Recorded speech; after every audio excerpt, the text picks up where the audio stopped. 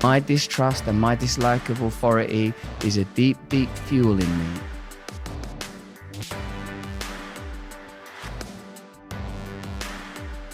I do not like being told what to do.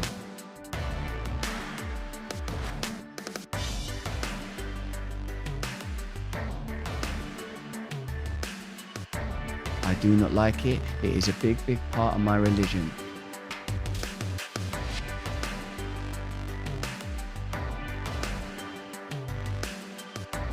I have to stop myself reflexively doing the opposite of what I'm told if someone speaks to me authoritatively.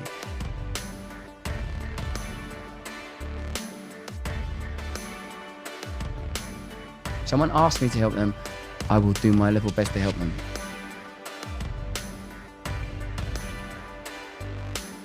If someone tells me what to do, I find it very, very difficult indeed not to do the opposite.